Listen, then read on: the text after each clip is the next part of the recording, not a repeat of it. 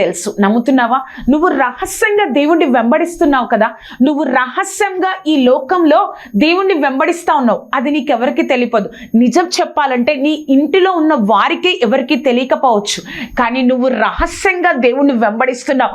నువ్వు రహస్యంగా ఇంట్లో వారు ఎవ్వరూ లేనప్పుడు దేవుడికి ప్రార్థన చేస్తున్నావు. నువ్వు రహస్యంగా ఆ యొక్క ఎవరికి తెలియని ప్రాంతంలో ఒక స్థలంలో కూర్చొని ప్రార్థన చేస్తున్నావు. ప్రభా, మా కుటుంబాన్ని కాపాడు, మా కుటుంబ సభ్యుల్ని కాపాడు, నాకు ఈ యొక్క అవసరత ఉందని దేవుణ్ణి వెంబడిస్తున్నావు. నువ్వు గొప్ప దేవుడు అని నేను తెలుసుకున్నాను ప్రభా.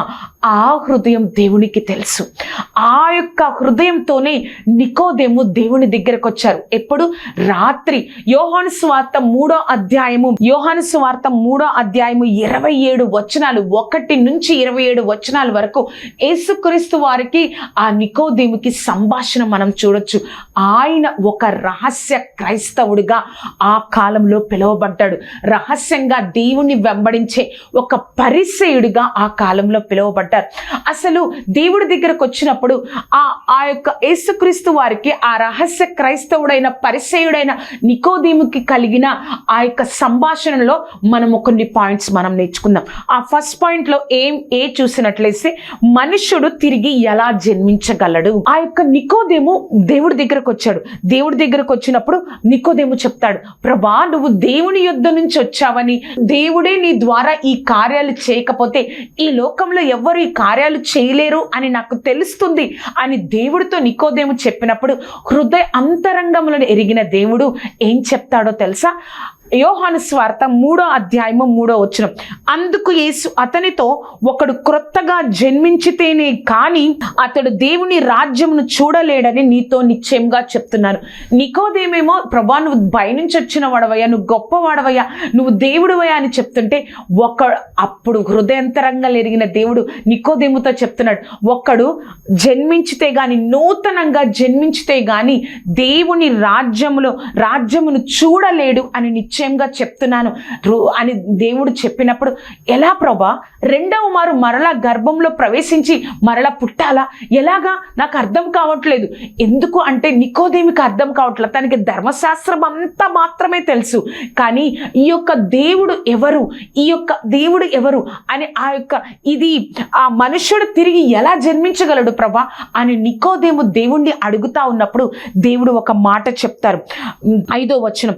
యేసు ఇట్లాడను, ఒకడు నీటి మూలంగాను ఆత్మ మూలంగాను జన్మించితే గాని దేవుని రాజ్యంలో ప్రవేశింపలేడని నీతో నిశ్చయముగా చెప్పుచున్నాను. 6వ వచనం. శరీర మూలంగా జన్మించినది శరీరమును, ఆత్మ మూలంగా జన్మించినది ఆత్మనై ఉన్నది.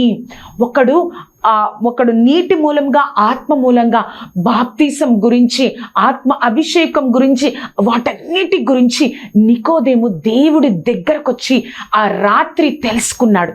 మనం కూడా చాలాసార్లు కదా, మనుషుడు ఎలా తిరిగి జన్మించగలడు, మనుషుడు ఆ యొక్క పాపం ఎలా పోతుంది, రహస్యంగా దేవుడు వెంబడిస్తున్న నీతోనే దేవుడు మాట్లాడుతున్నారు. అయ్యో, నీకు ఇప్పటి వరకు పాప కాడి కింద నువ్వు ఉన్నావేమో, కానీ దేవుడు నీతో చెప్తున్న మాట, ఒక మనుష్యుడు దేవుని రాజ్యంలో ప్రవేశించాలి అంటే నీటి మూలంగా ఆత్మ మూలంగా తిరిగి జన్మించితేనే కానీ దేవుని రాజ్యాన్ని స్వతంత్రించుకోలేవు. నువ్వు రహస్యంగా వెంబడిస్తున్నావు, కానీ దేవుని రాజ్యాన్ని నేను స్వతంత్రించుకోవాలంటే ఒకడు నీటి మూలంగా ఆత్మ మూలంగా జన్మించాలి అని దేవుడు చెప్తున్నారు. ఆ యొక్క ఫస్ట్ పాయింట్లో బి చూస్తే, ఇది ఎలా సాధ్యం ప్రభా? నికోదేము అడుగుతున్నాడు, ప్రభా, ఒకడు నీటి మూలంగా ఆత్మ మూలంగా జన్మించాలి, నూతనంగా జన్మించాలంటే ఇది ఎలా సాధ్యమవుతుంది? మరలా తిరిగి జన్మించాలా? మళ్ళా తల్లి గర్భంలో ప్రవేశించి మరలా జన్మించాలా? ఇది ఎలా సాధ్యమా ప్రభా అని నికోదేము దేవుణ్ణి ప్రశ్నిస్తా ఉన్నప్పుడు దేవుడు చెప్తున్న మాట 7వ వచనం. మీరు కొత్తగా జన్మింపవలనని నేను మీతో చెప్పినందుకు ఆశ్చర్యపడవద్దు. గాలి తన ఇష్టమైన చోటును విసురును, నీవు దాని శబ్దము విందువే గాని అది ఎక్కడి నుంచి వచ్చునో, ఎక్కడికి ఎక్కడికి పోవనో నీకు తెలియదు. ఆత్మ మూలంగా జన్మించిన ప్రతి వాడు ఇలా ఉన్నాడనెను. ఆత్మ మూలంగా ఎవరైతే జన్మిస్తారో, నేను నా యొక్క పాపాలను ఒప్పుకొని దేవుణ్ణి అంగీకరించి మారు మనసు పొంది రక్షణ పొంది నువ్వు ఎప్పుడైతే ఆత్మ మూలంగా నీ జీవితాన్ని కొనసాగిస్తావో, గాలి ఎటు నుంచి వస్తుందో తెలియదు, కొంత మనం శబ్దము మాత్రమే వినగలం. అలాగే ఆత్మ మూలంగా జన్మించిన వారు కూడా దేవుడి యందు నూతన పరచబడి నూతన జీవితాన్ని జీవిస్తారు. ఇది ఎలా సాధ్యమో అని అడిగిన నికోదేముకు దేవుడు చెప్తున్న మాట కదా. మనం కూడా అనుకుంటాం, ఇది ఎలా సాధ్యము, నేను నూతనంగా జన్మించబడ్డాను, కొన్ని సాక్ష్యాలు విన్నప్పుడు నా పాత జీవితం ఇది, దేవుడు అంతా తీసివేశాడు, దేవుడు ఇప్పుడు నాకు నూతన హృదయాన్ని నూతన జీవితాన్ని అనుగ్రహించాడని చెప్పినప్పుడు మనలో చాలా మందికి కొన్ని ప్రశ్నలు వస్తూ ఉంటాయి. దేవుడు సమాధానం మనతో చెప్తున్నారు. ఒకరు ఆత్మ మూలంగా జన్మిస్తే ఈ విధంగా ఉంటారు అని దేవాది దేవుడు చెప్తా ఉన్నారు. తర్వాత పరలోక సంబంధమైన సంగతి. అవును కదా, మనం ఈ లోకానుసారంగా ఎన్నో విషయాలను, ఈ లోకానుసారమైన విషయాలు సంగతులు చెప్తున్నప్పుడు వాటిని మనం అంగీకరిస్తాం. కానీ దేవుడు నికోదేముతో చెప్తున్నారు, ఇది ఎలా సాధ్యమయ్యా, ఒకడు మళ్ళీ తిరిగి జన్మించాలంటే ఇది ఎలా సాధ్యమని దేవుడు చెప్తా ఉన్నప్పుడు ఇది పరలోక సంబంధమైన సంగతి. యోహాను సువార్త 4వ అధ్యాయము 4వ అధ్యాయము చూసినట్లయితే 12వ వచనం. యోహాను సువార్త 4వ అధ్యాయము 12వ వచనం. భూ సంబంధమైన సంగతులు నేను మీతో చెప్పితే మీరు నమ్మకున్నప్పుడు పరలోకమైన సంగతులు మీలో చెప్పిన ఎడల ఎలాగు నమ్ముదురు? నువ్వు ఇశ్రాయేలు బోధకుడవై నీకు తెలియట్లేదా? నువ్వు ఇది పరలోకమైన సంగతి. ఒకడు ఆత్మ మూలంగా జన్మించితేనే వారు పరలోక రాజ్యానికి వారసులవుతారు అని నికోదేముకు వచ్చిన ప్రతి ప్రశ్నకు ఆ యొక్క రహస్యంగా వెంబడిస్తున్న నికోదేముకు వచ్చిన ప్రతి ప్రశ్నకు దేవాది దేవుడు సమాధానం ఇస్తున్నారు. చూస్తే మరలా నికోదేము డి చూసినట్లయితే నిత్య జీవం పొందినట్లు మనుష్య కుమారుడు ఎత్తబడను. ఇంకా నికోదేముకి దేవుడు చెప్తా ఉన్నాడు, ఇంకా ప్రశ్నిస్తా ఉన్నాడు. ఒకరు నూతనంగా జన్మించాలి అని చెప్తా ఉన్నారు, ఒకరు ఆత్మ మూలంగా నీటి మూలంగా జన్మించాలని దేవుడు చెప్తా ఉన్నాడు. ఇది పరలోకమైన సంగతి అని చెప్తా ఉన్నాడు. అతనికి అర్థం అవట్లేదు. అప్పుడు దేవాది దేవుడు చెప్తున్నారు, నువ్వు ధర్మశాస్త్రం అంతా తెలుసు కదా, ఎట్లా అయితే మోషే ఆ యొక్క ఇత్తడి సర్పమును ఎత్తినప్పుడు ఆ యొక్క ఇశ్రాయేల్ ప్రజలందరూ ఆ యొక్క ఇత్తడి సర్పమును చూసి ఎలా అయితే వారందరూ కూడా ఆ యొక్క ప్రాణాన్ని రక్షించుకున్నారో, ప్రాణం పోకుండా బ్రతికారో, చనిపోకుండా బ్రతికారో, అలాగే మనుష్య కుమారుడు పైకెత్తబడును. ఆ యోహాను సువార్త 4వ అధ్యాయము 15వ వచనం మనం చూసినట్లయితే 14వ వచనం. అరణ్యంలో మోషే సర్పమును ఎలాగు ఎత్తెనో అలాగే విశ్వసించు ప్రతి వాడును నశింపక ఆయన ద్వారా నిత్య జీవం పొందినట్లు మనుష్య కుమారుడు ఎత్తబడును. అతడికి వచ్చిన ప్రశ్నలన్నిటినీ దేవుడు ఎంతగానో నివృత్తి చేస్తా ఉన్నాడు.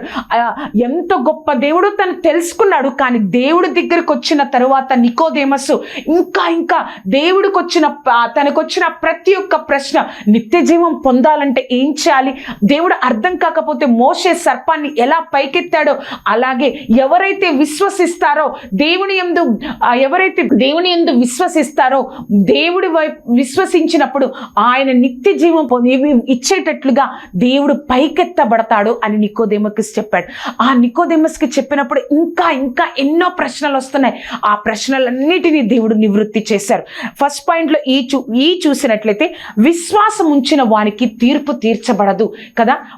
నేను ఇప్పుడు చెప్తున్నాను, నికోదేమస్, నువ్వు విశ్వాసం ఉంచితే నువ్వు ఎలా అయితే నిత్య జీవం పొందుకుంటావు, కానీ విశ్వాసం ఉంచిన వానికి తీర్పు తీర్చబడదు.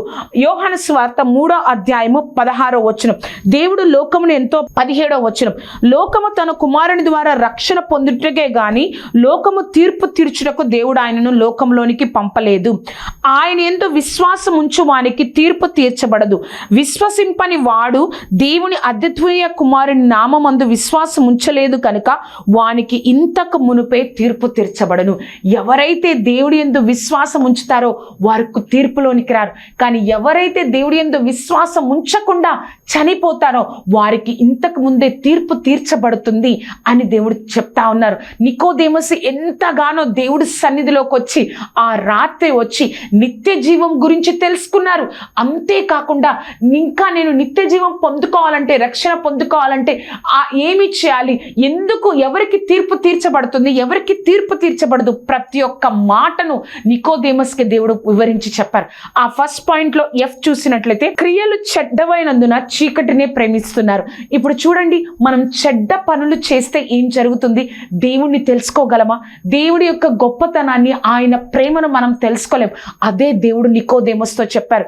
యోహాను సువార్త 3వ అధ్యాయము 19-20 వచనాలు. ఆ తీర్పు ఇది: వెలుగు లోకంలోనికి వచ్చెను గాని తమ క్రియలు చెడ్డవైనందున మనుషులు వెలుగును ప్రేమింపక చీకటినే ప్రేమించిరి. దుష్క్రియలు చేయి ప్రతివాడు వెలుగును ద్వేషించును, తన క్రియలు దుష్క్రియలుగా కనబడకుండానట్లు వెలుగునొద్దకు రాడు. కదా, ఈ లోకానికి వెలుగు వచ్చింది. దేవుడైన యేసుక్రీస్తు, ఎలుగైన యేసుక్రీస్తు వారు ఈ లోకానికి వచ్చారు.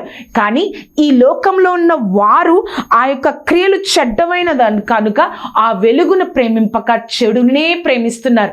అంతేకాదు, దుష్క్రియలు చేసేవారు ఆ వెలుగులోనికి వస్తే వారి తప్పులు కనబడకుండానట్లు ఎవ్వరు కూడా ఆ వెలుగు దగ్గరికి రావడం లేదు అని ఆ నికోదేమస్కి దేవుడు పూర్తిగా తనకు అర్థమయ్యేటట్లుగా, ఎందుకు ఈ లోకము నన్ను ద్వేషిస్తుంది, ఎందుకు ఈ లోకము నా దగ్గరికి రావడం లేదు, ఎందుకు ఈ లోకము చెడ్డమైన కార్యాలు చేస్తూ చెడ్డదాన్నే ప్రేమిస్తుందని ప్రతిదీ కూడా దేవుడు నికోదేమస్కి అర్థమయ్యేటట్లుగా దేవుడు నికోదేమస్కి చెప్పి ఉన్నాడు. ఆ ఫస్ట్ పాయింట్ లో జీ చూస్తే, సత్యవర్తనుడు వెలుగు నొద్దకు వచ్చును. కదా, మనం నిజంగా మనలో క్రియలు సత్యమైనవి ఉంటే, మనలో క్రియలు నీతి కలవై ఉంటే ఆ వెలుగైన దేవుడి యొద్దకు మనం వస్తాం. మన క్రియలు చెడ్డవి కాబట్టి, ఈ లోకంలో క్రియలు చెడ్డవి కాబట్టి, దుష్క్రియలు చేస్తున్నారు కాబట్టి, ఆ క్రియలు చీకటి క్రియలు దేవుడు దగ్గరకు వస్తే కనబడతాయి కాబట్టి ఎవ్వరు కూడా దేవుని యొద్దకు, వెలుగైన దేవుని యొద్దకు రావట్లేదు. సత్యవర్తనైన వాడు వెలుగునొద్దకు, వెలుగైన దేవుని యొద్దకు వచ్చును. యోహాను సువార్త 3వ అధ్యాయము 21వ వచనం, సత్యవర్తుడు అయితే తన క్రియలు దేవుని మూలంగా చేయబడి ఉన్నవని ప్రత్యక్షపరచబడినట్లు వెలుగునొద్దకు వచ్చును, లేకపోతే వెలుగునొద్దకు రాలి. ఇవన్నీ కూడా నికోదేమస్ ఒక రహస్యంగా వెంబడిస్తున్న, దేవుణ్ణి వెంబడిస్తున్న ఒక రహస్య క్రైస్తవుడిగా నికోదేమస్ దేవుని యొద్దకు వచ్చి తన యొక్క మాటలన్నిటినీ తన యొక్క ప్రశ్నలను, తన యొక్క అన్నిటినీ కూడా దేవుడు ఆ యొక్క 3.5 సంవత్సరాల పరిచర్యలో ఎవ్వరికి కూడా ఇంత వివరంగా, ఇంతగా ఎవ్వరికి కూడా ఆ యొక్క రక్షణ గురించి, ఆ యొక్క నిత్య జీవం గురించి చెప్పలేదు. కానీ రహస్యంగా ఒక అధికారి, ఒక పరిసేయుడు ఆయన యొద్దకు వచ్చినప్పుడు దేవుడు నికోదేముకు ఆ యొక్క విషయాలన్నిటినీ దేవుడు చెప్పి ఉన్నాడు. కదా, రహస్యంగా ఆయన్ని వెంబడిస్తున్న అనేక మందితో దేవుడు చెప్తా ఉన్నారు. ఎందుకు ఈ లోకము తెలుసుకోవట్లేదో అర్థమవుతుందా? ఎందుకు ఈ లోకము నా ఎద్దుకు రావట్లేదో అర్థమవుతుందా? ఎందుకు మరలా నిత్య జీవం పొందుకోవాలి అంటే ఆత్మ ద్వారా, నీటి మూలంగా, ఆత్మ మూలం మాత్రమే అని దేవుడు మనందరితో చెప్తా ఉన్నారు.